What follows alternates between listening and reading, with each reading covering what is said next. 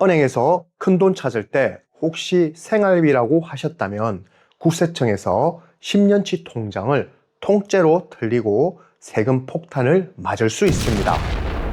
자녀들에게 현금 900만 원씩 나눠주어도 은행 직원이 의심거래로 신고하는 순간 여러분들은 즉시 세무조사 대상이 됩니다.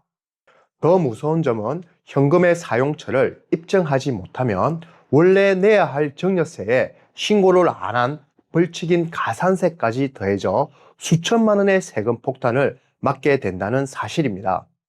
평생 고생해서 모은 소중한 재산이 증여로 간주되어 불필요하게 세금으로 날리는 일 절대 남의 일이 아닙니다. 그래서 오늘은 어르신들의 소중한 돈을 지켜줄 수 있는 아주 구체적인 소명 방법과 정답 답변을 준비했습니다. 본격적인 정보 전달 앞에 구독과 좋아요 그리고 알림 설정까지 꼭 부탁드리겠습니다. 어르신들의 클릭 한 번이 제가 더 좋은 정보를 조사하고 영상을 만드는데 정말 큰 힘이 됩니다. 그럼 국세청이 언제 우리 통장을 열어보고 그때 뭐라고 답변해야 세무조사를 피할 수 있는지 지금부터 아주 상세하게 하나씩 짚어보겠습니다. 우선 많은 분들이 오해하시는 것부터 바로 잡겠습니다. 국세청이 아무 이유 없이 여러분의 통장을 매일 감시하는 것은 아닙니다. 하지만 우리가 살면서 겪게 되는 몇 가지 특별한 이벤트가 터지는 순간 국세청은 법적인 권한을 가지고 여러분의 과거 10년치 금융 기록을 낱낱이 조사하기 시작합니다. 첫 번째로 가장 무서운 순간은 바로 부모님이 별세했을 때입니다. 상속세 신고가 들어오면 국세청은 돌아가신 분뿐만 아니라 상속을 받는 자녀, 며느리, 사위의 통장까지 10년치를 전부 열어봅니다. 만약 7년 전 자녀에게 보낸 5천만 원이 발견되었다면 이거 미리 정리한 것이니 지금 상속세 합쳐서 세금 내십시오라고 나오는 것입니다. 10년 전의 일을 기억하기란 쉽지 않기에 미리 대비하지 않으면 꼼짝없이 당하게 됩니다. 두 번째는 자녀가 집이나 고가의 부동산을 살 때입니다. 소득이 많지 않은 사회 초년생이나 자녀가 갑자기 수억 원짜리 아파트를 사면 국세청은 자금 출처 조사를 시작합니다.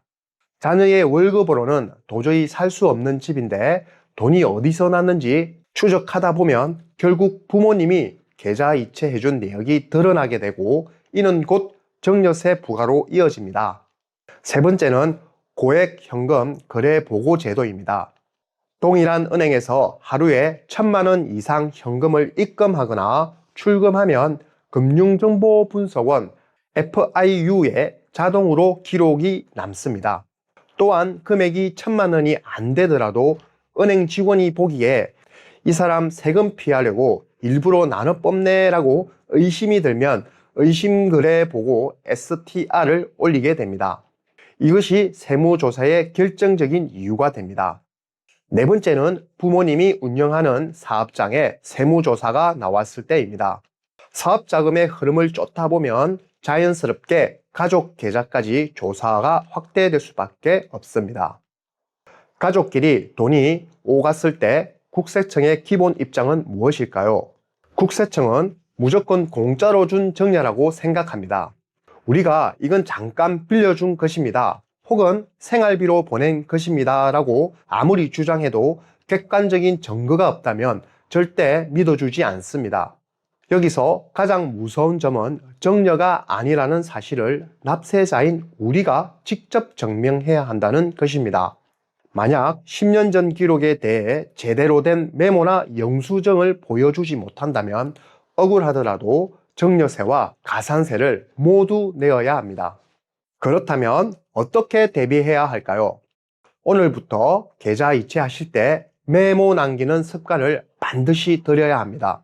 은행 앱에서 돈을 보낼 때 받는 분 메모나 내 통장 메모 칸이 있습니다.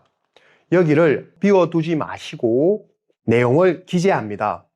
단순히 용돈, 학비라고 짧게 적는 것도 부족합니다. 예를 들어 손주 대학 2026년 1학기 등록금 지원 혹은 부모님 병원 백내장 수술비 대납, 이처럼 구체적인 사유를 적으셔야 합니다. 만약 돈을 빌려주는 것이라면 전세금 대여, 차용증 별도 작성이라고 명확히 기재하는 습관을 들여야 합니다. 이 메모는 나중에 국세청 조사가 나왔을 때 수년 전부터 이 돈은 이런 목적으로 오간 것입니다 라고 말할 수 있는 아주 강력한 소명 자료가 됩니다. 메모만으로는 100점의 방어 체제는 아닙니다. 실제로 그 돈이 그 용도로 쓰였다는 증빙 자료가 함께 있어야 합니다. 예를 들어 등록금을 보내주셨다면 등록금 고지서를 혹은 병원비를 내주셨다면 병원비 영수증을 반드시 보관하셔야 합니다. 하지만 종이 영수증은 시간이 지나면 글씨가 흐려지고 잃어버리기 쉽습니다. 그래서 제가 추천드리는 방법은 스마트폰 사진 보관함입니다. 영수증이나 고지서를 받는 즉시 사진을 찍어 스마트폰 갤러리에 별도의 앨범으로 저장하기 혹은 네이버 클라우드나 구글 포토 같은 곳에 가족 지원 증빙이라는 폴더를 만들어 넣어두시면 됩니다. 이 사진 한 장이 10년 뒤 여러분의 수천만 원 재산을 지켜주는 증빙 자료의 핵심이 될 것입니다. 자녀에게 큰 돈을 빌려줄 때 차용증만 써두면 안전하다고 생각하시는 분들이 많습니다. 하지만 국세청은 차용증이라는 종이 조각보다 실제로 돈을 갚고 있는지 훨씬 중요하게 봅니다. 차용증을 쓰셨다면 반드시 약속한 날짜에 이자가 부모님의 계좌이체로 입금되어야 합니다. 이때도 메모에 몇 월분 차입금 이자라고 적는 것을 잊지 마십시오. 이 기록이 빠지면 국세청은 가짜로 서류를 만들었다라고 의심하며 증여세를 부과합니다. 무조건 세금을 무서워할 필요는 없습니다. 정부에서 주는 합법적인 비과세 혜택을 잘 활용하면 됩니다. 2026년 현재 자녀가 결혼을 하거나 아이를 낳으면 기존 5천만 원 공제에 추가로 1억 원을 더 세금 없이 줄 수 있습니다. 즉 자녀 한 명당 1억 5천만 원까지 부부 합산으로는 무려 3억 원까지 세금 없이 증여가 가능합니다. 또한 60세 이상의 부모가 자녀에게 창업 자금을 주는 경우 5억 원까지 증여세가 아예 없습니다. 다만 부동산의 임대업이나 전문직 등은 제외되니 미리 업종을 확인하셔야 합니다. 마지막으로 부동산 양도시 주거용 오피스텔이나 옥탑방 무단 개조 여부를 꼭 확인하십시오. 본인은 1주택자인 줄 알고 집을 팔았는데 국세청에서 오피스텔을 주택으로 간주하여 다주택 세금 폭탄을 때리는 경우가 정말 많습니다. 팔기 전에 반드시 전문가와 상의하거나 원상복구를 하셔야 합니다. 가족끼리 계좌이체하거나 현금을 찾는 일이 당장 세무조사로 이어지는 것은 아닙니다. 하지만 기록이 없는 동거래는 미래에 큰 위험이 될 수 있습니다.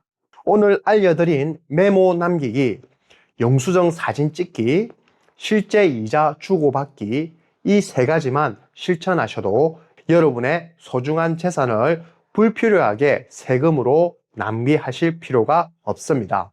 오늘 내용이 도움이 되셨다면 지인분들께도 이 영상 꼭 공유해 주시면 감사하겠습니다. 다시 한번 구독과 좋아요, 알림 설정을 잊지 마시고 저는 앞으로도 어르신들의 유익한 정보로 찾아오겠습니다. 지금까지 경상도 이서방이었습니다. 감사합니다.